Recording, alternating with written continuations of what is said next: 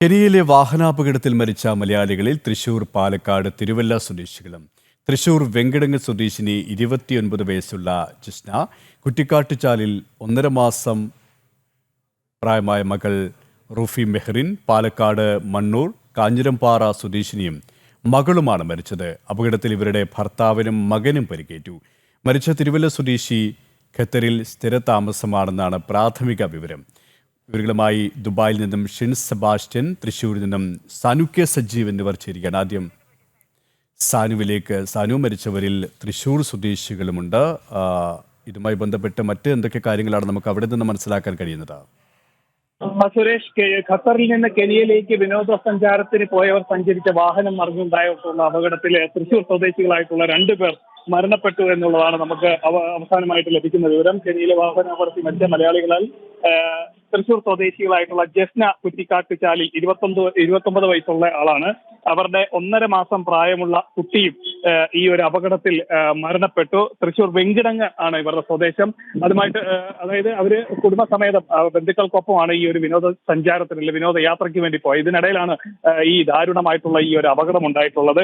അതേപോലെ തന്നെ ഇവരുടെ കുടുംബാംഗങ്ങളുമായിട്ടൊക്കെ ബന്ധപ്പെടാനുള്ള ശ്രമങ്ങളൊക്കെ നടക്കുന്നുണ്ട്. അവർക്ക് കൂടുതൽ വിവരങ്ങളൊന്നും, എത്രത്തോളം വ്യാപ്തിയാണ് ഈ അപകടങ്ങൾക്ക് ഉണ്ടായിരിക്കുന്നത്, അല്ലെങ്കിൽ ഈ ഒരു അപകടം സംഭവിച്ചെങ്കിൽ ഉണ്ടായിരിക്കുന്ന അടക്കമുള്ള കാര്യങ്ങൾ അവരുടെ കുടുംബത്തിന് ഇതുവരെ മനസ്സിലായിട്ടില്ല. അല്ലെങ്കിൽ അവർക്ക് ഇതുമായി ബന്ധപ്പെട്ട് ഈ യാത്രയിൽ പോയവരുമായിട്ട് ഇതുവരെ ബന്ധപ്പെടാൻ സാധിച്ചിട്ടില്ല എന്നാണ് നമുക്ക് അറിയാൻ സാധിച്ചിട്ടുള്ളത്. എന്തായാലും ഇതുമായി ബന്ധപ്പെട്ടുകൊണ്ടുള്ള എംബസിയുമായിട്ടൊക്കെ ഇവരെ ബന്ധപ്പെടാനായിട്ടുള്ള ശ്രമങ്ങളൊക്കെ നടക്കുന്നുണ്ട്.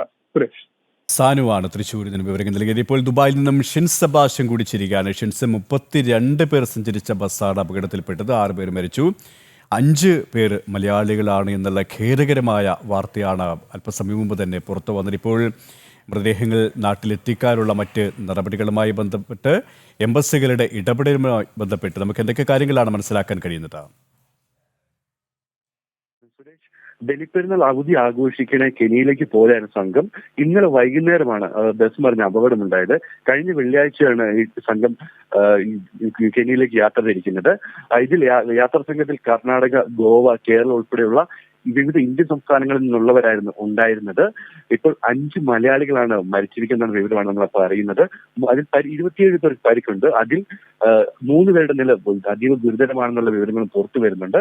പാലക്കാട് കോങ്ങാട് സ്വദേശിനി റിയ ആൻഡ് മകൾ ടൈറ, തൃശൂർ സ്വദേശികളായ ജസ്ന കുറ്റിക്കാട്ടുചാലിൽ, മകൾ റൂഹി മെഹ്റിൻ, തിരുവല്ല സ്വദേശിനിയായ ഗീത ഷോജി ഐസക് എന്നിവരാണ് മരിച്ചത്. അപകടത്തിൽ 27 പേർക്ക് പരിക്കുണ്ട്. അതിൽ 3 പേരുടെ നില ഗുരുതരമാണ്. ഇന്നലെ വടക്ക് കിഴക്കൻ കെനിയിലെ നാൻഡറുവ പ്രവിശ്യയിലാണ് അപകടം സംഭവിച്ചത്. അവിടുത്തെ പനാര റിസോർട്ടിൽ പോകുന്നതിനിടെയാണ് ബസ് ഏകദേശം 100 മീറ്റർ താഴ്ചയുള്ള കൊക്കിലേക്ക് മറിഞ്ഞത്. സംഘം സഞ്ചരിച്ച ബസ് നിയന്ത്രണം വിടുകയായിരുന്നു. നിയന്ത്രണം വിട്ടാൽ റോഡിൽ നിന്ന് തെന്നി മാറി താഴ്ചയിലേക്ക് മറിയുകയായിരുന്നു.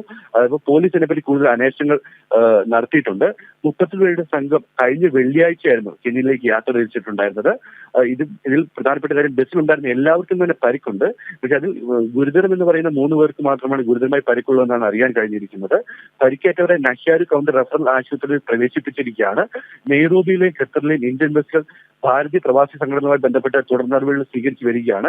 മൃതദേഹം അടക്കമുള്ള കാര്യങ്ങൾ നാട്ടിലേക്ക് കൊണ്ടുവരുന്നതും പരിക്കേറ്റവർക്ക് ആവശ്യമായ ചികിത്സകൾ നൽകുന്നതുമായി ബന്ധപ്പെട്ടുള്ള സൗകര്യങ്ങൾ ഒരുക്കുന്നതിലും ഇന്ത്യൻ എംബസിയും നമ്മുടെ വിദേശകാര്യ വകുപ്പെല്ലാം യോജിച്ചുള്ള പ്രവർത്തനങ്ങൾ നടക്കുകയാണ്. പരിക്കേറ്റവർക്ക് കൂടുതൽ മികച്ച രീതിയിലുള്ള ചികിത്സ നൽകാനായി കൂടുതൽ മെച്ചപ്പെട്ട ആശുപത്രിയിലേക്ക് മാറ്റാനുള്ള നടപടികളടക്കം കേന്ദ്ര സർക്കാർ സ്വീകരിച്ചു വരുന്നുണ്ട്. അതിനൊപ്പം തന്നെ അവിടുത്തെ കെനിയയിലെയും ഖത്തറിലെയും പ്രവാസി ഭാരതീയ സംഘടനകളും ഇതിനുവേണ്ടിയുള്ള ശ്രമങ്ങൾ നടത്തുന്നുണ്ട്. സുരേഷ്, ദുബായിൽ നിന്നും ഷിൻസ് സെബാസ്റ്റ്യനാണ് വിവരങ്ങൾ നൽകിയത്.